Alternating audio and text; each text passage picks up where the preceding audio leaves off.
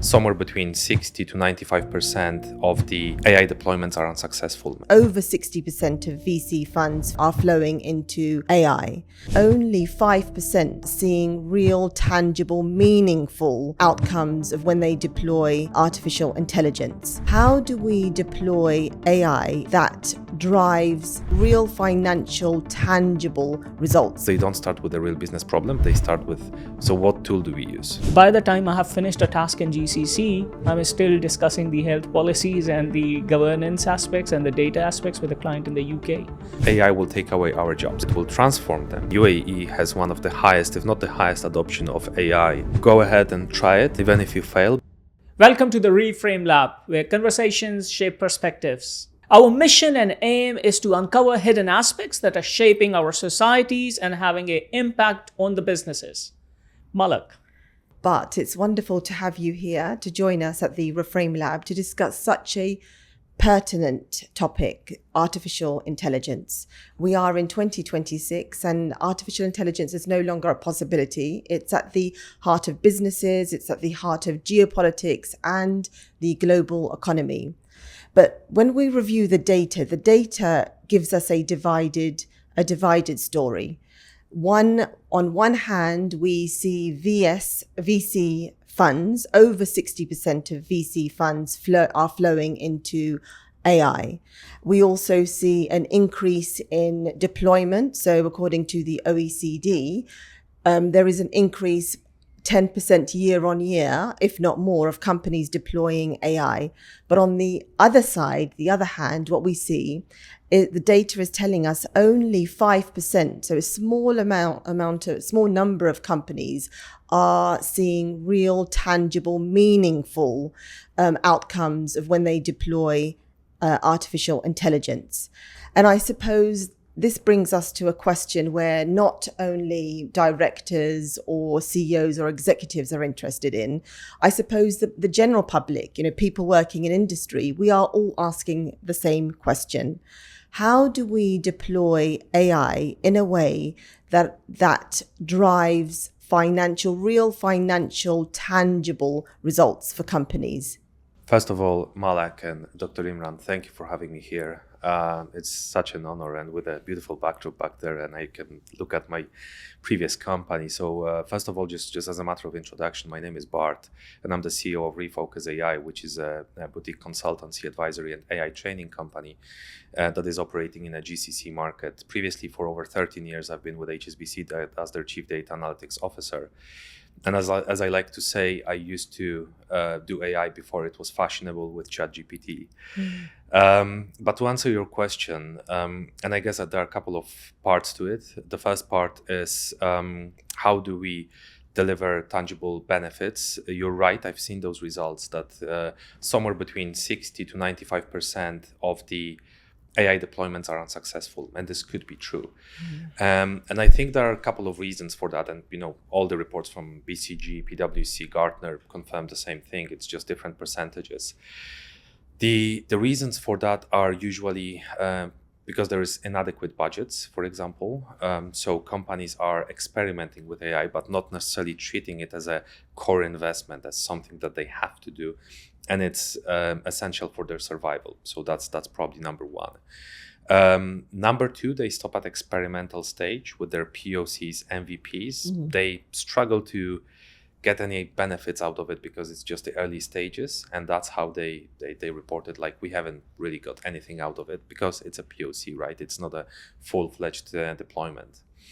And also, we are observing another pattern, which is there is not enough kind of culture, AI culture in those companies.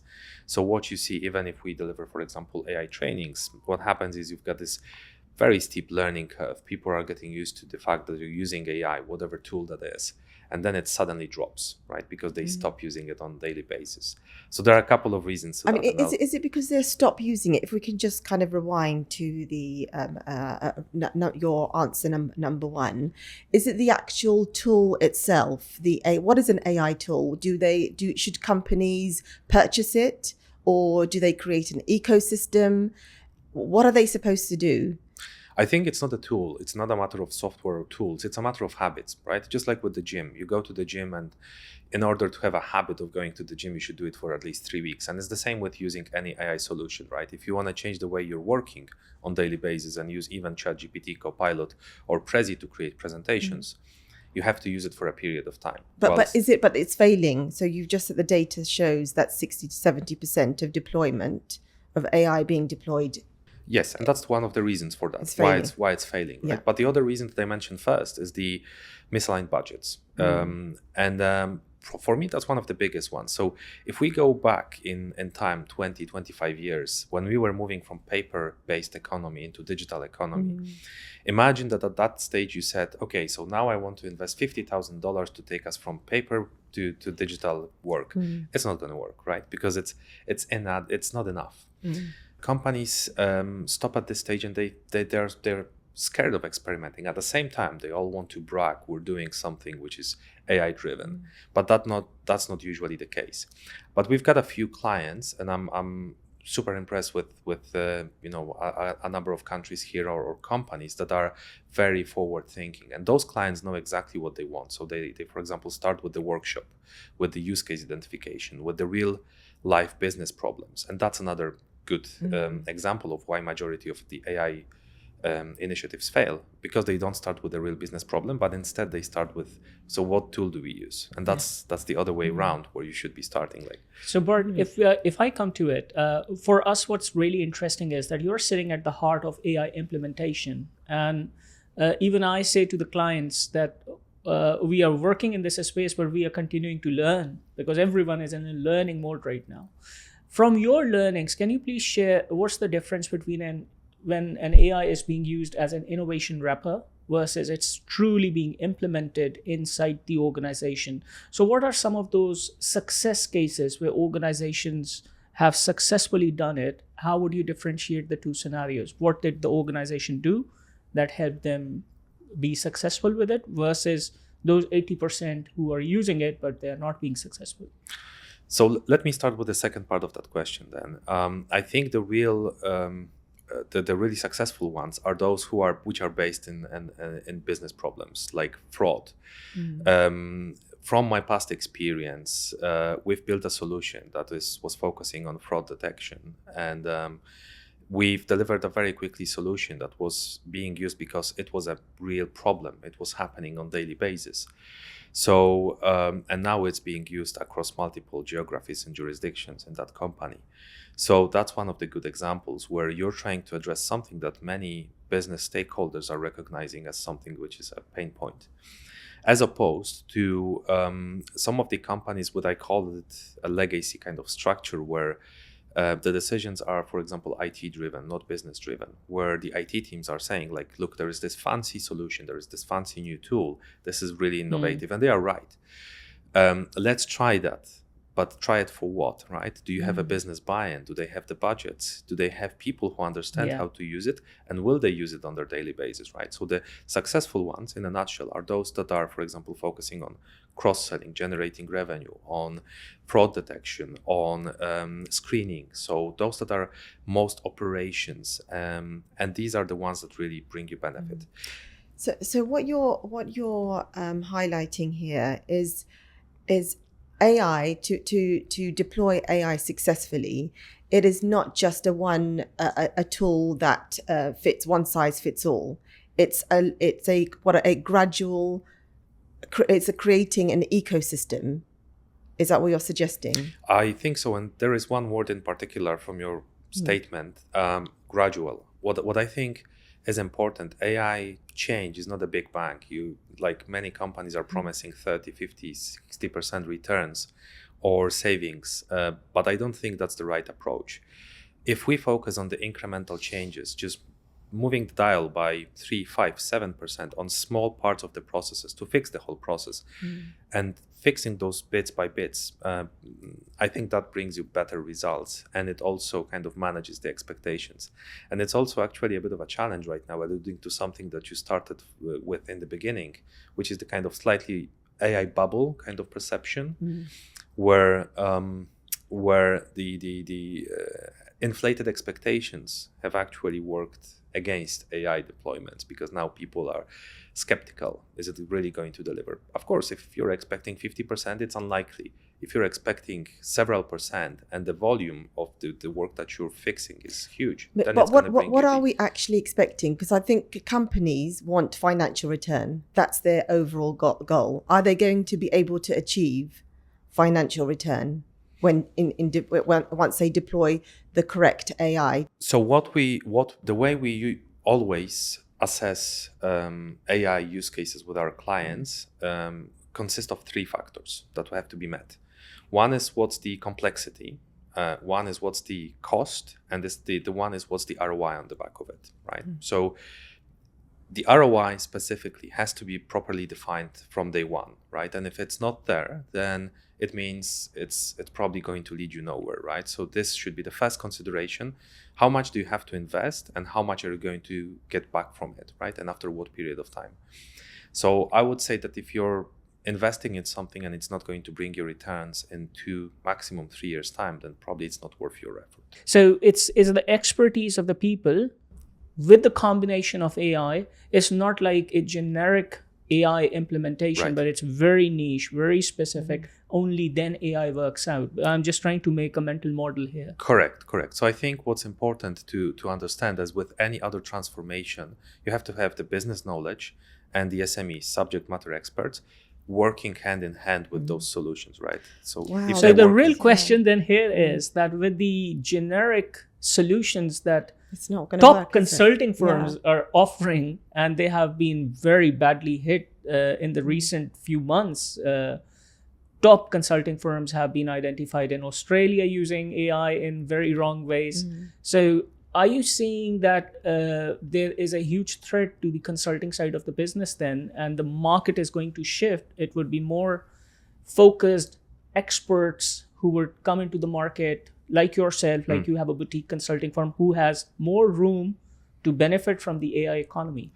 I treat it as an opportunity if it's used in an ethical way, right? And I know the examples that you're talking about, and I think we wouldn't be talking about this problem if they were out front about that they've used AI and that it was part of the work that they were doing, right? So we claim it very openly. And I had this comment actually from one of my clients when we were delivering an AI training, and they said, "But you used AI to present it." I said, "That's the whole purpose, right? I would be stupid if I didn't." So yeah, I think as long as you're open and transparent about it, then there is nothing wrong. I see it more as an opportunity than a threat. But yes, for those large behemoths who are having a lot of junior resources, and that those could be replaced with X number of reports generated by AI, I think it could be a threat for them. Yeah. That's I think where the economy is going to shape. It is very interesting. So one report that I found incredibly eye-opening was a research that was conducted by Boston Consultancy Group and Harvard. They looked at around, I think it was 758 consultants using artificial intelligence on many tasks, and what was fascinating was the how artificial intelligence increased the speed by up to, I think it was around 20%. It allowed consultants to carry out more tasks, and that went up to, I think it was around 12%. They were able to conduct 12% more tasks than the group without AI, and it improved quality by up to 40%. These are incredible results. But what was really concerning is when tasks fell outside the AI's capability boundary, and although the tasks were very similar, but it fell outside its boundary, they were more likely to produce inaccurate results. And it wasn't just a few percentage points more likely, it was over 19 percentage points more likely to produce inaccurate results. And that can have a real impact on a company's credibility.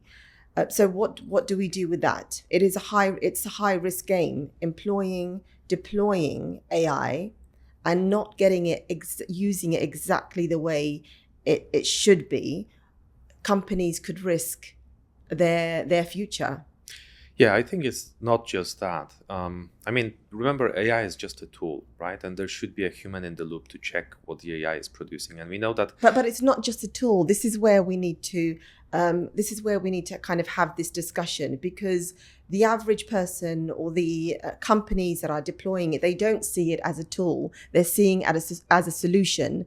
Companies have hope, real hope, because there's so much hype. Wherever you go, AI is going to be taking over the task force. There's trillions being poured into AI. So we are now in a world where we are putting all our eggs into AI.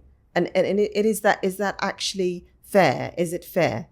No, I don't think it's fair, but I also don't disagree slightly with what you described, because I think companies are smart. They know it's AI is hallucinating, so they won't let it make decisions. And probably, if you ask me about agentic AI, I would say that's why they are not proliferating right now, because they can't make those decisions on behalf of people, because they're still making so many mistakes.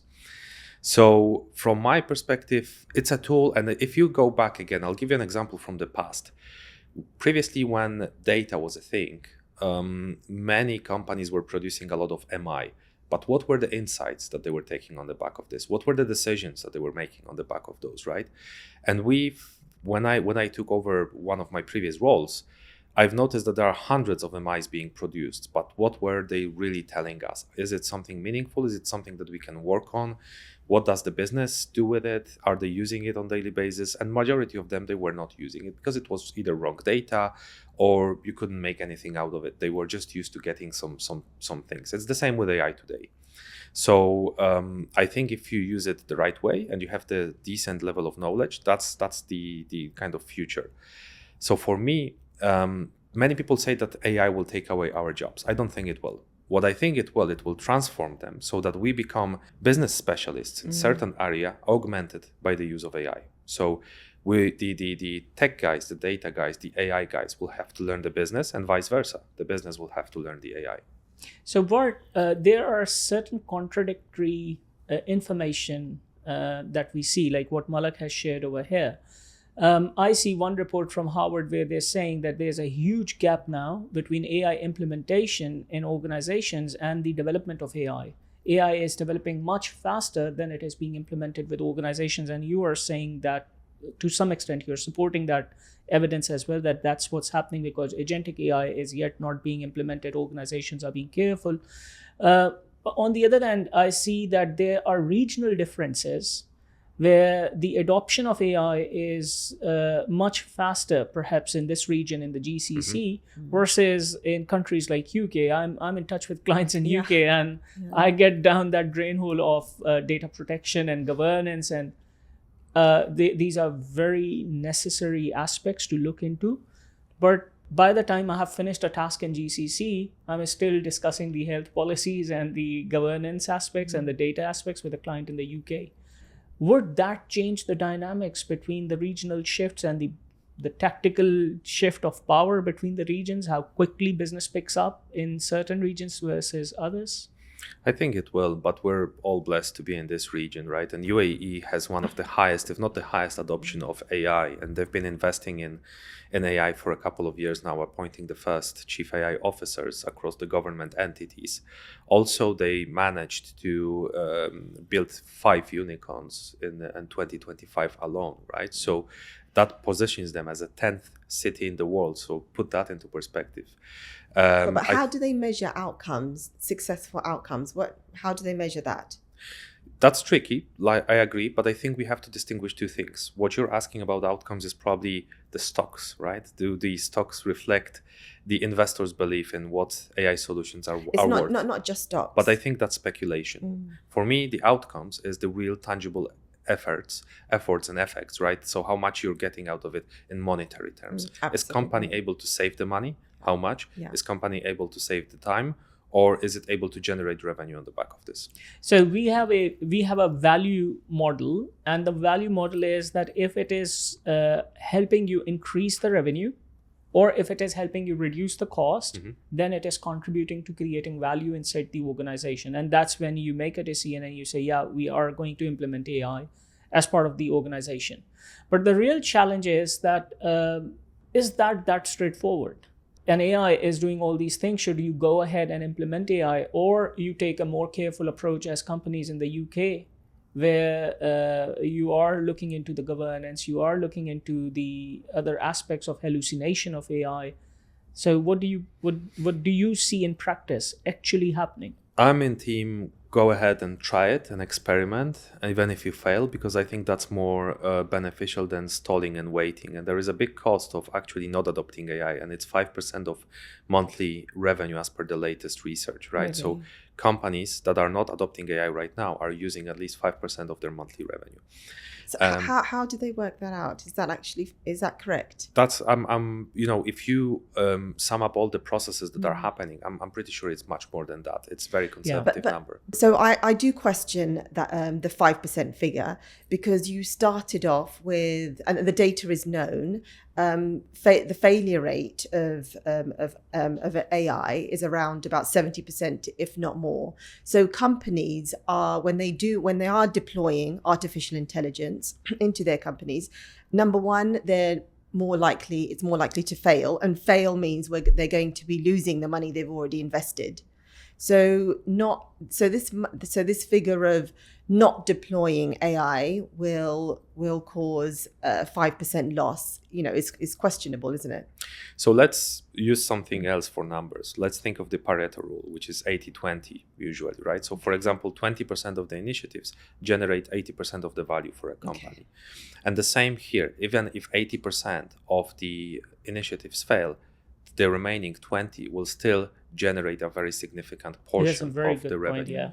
So I would probably not focus so much on the numbers, but focus on the approach. Okay. And for me, the better option is to go ahead and invest and try and fail, rather than wait and stall and see what happens, because then somebody from the competition will actually start adopting it, or you'll be losing money and bleeding money and costs over a period of months and years before you start adopting and making changes. So is that what is happening today? Are companies giving up, or are they trying again?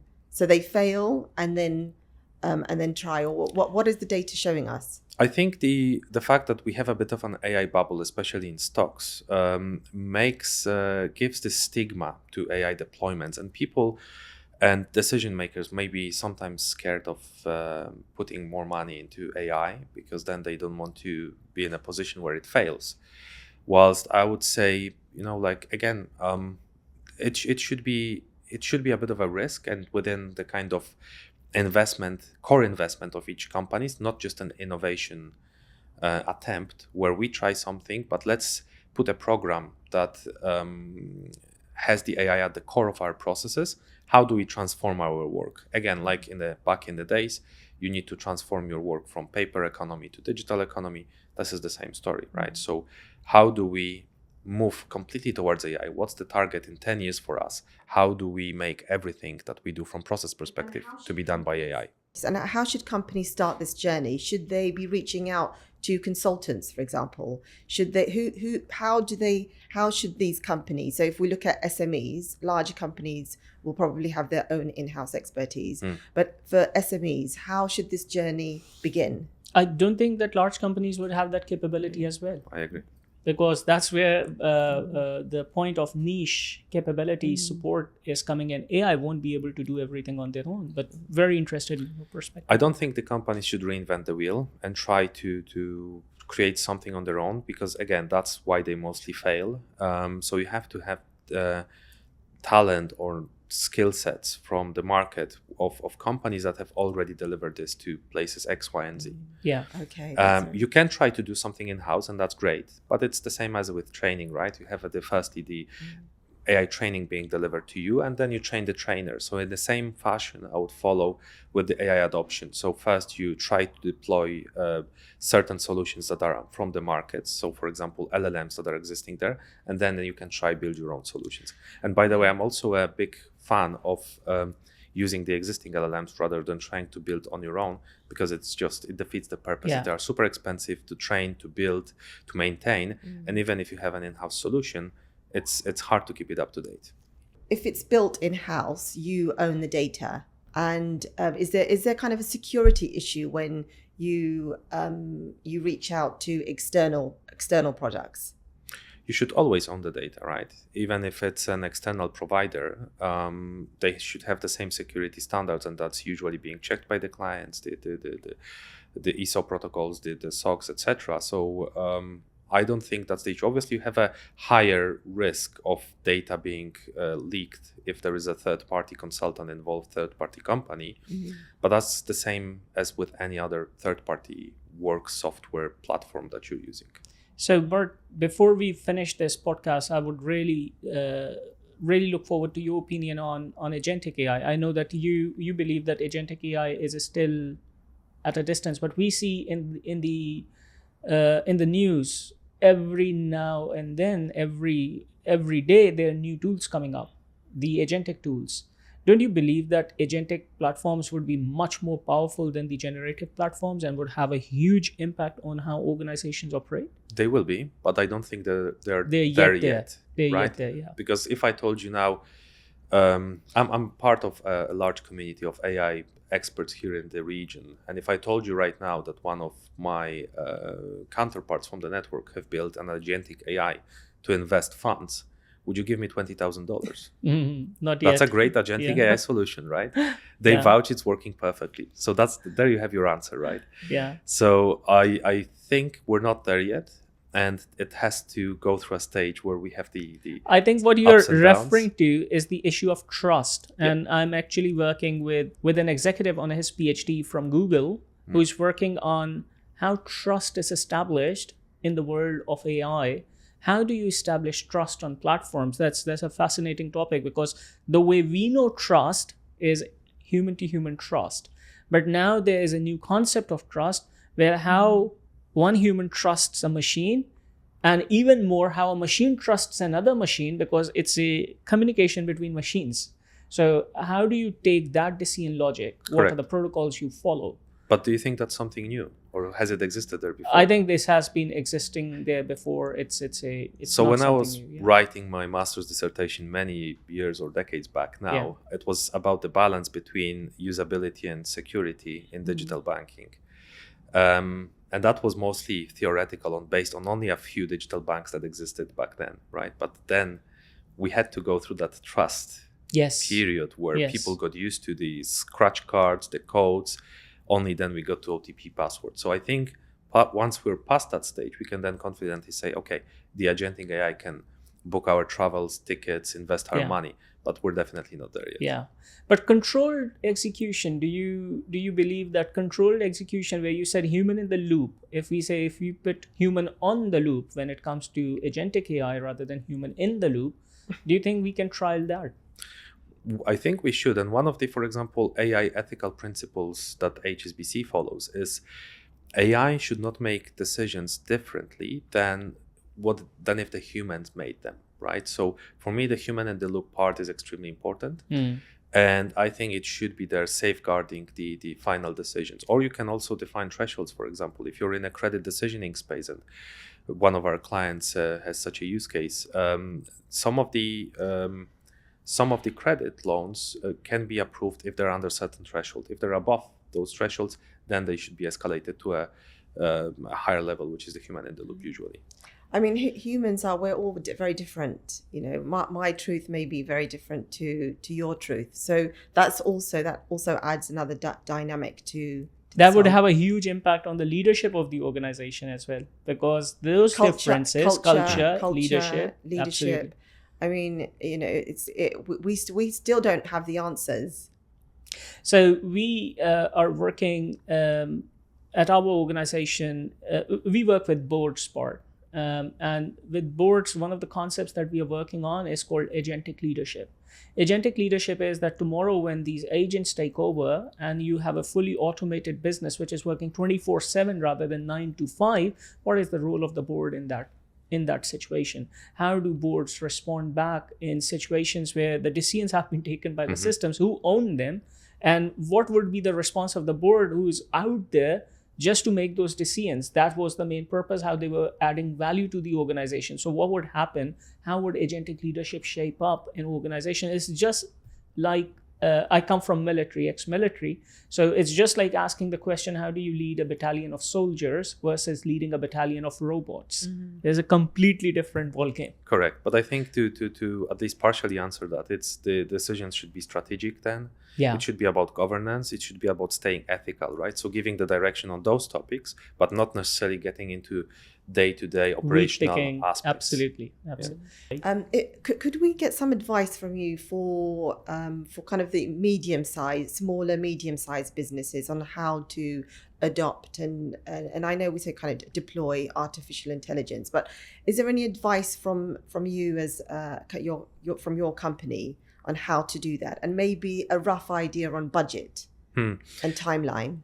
Right, that's a good question, and what we do is we try to support small and medium enterprises in the region with exactly those considerations. And actually, we had even a free workshop for SMEs who would like to find out more on LinkedIn.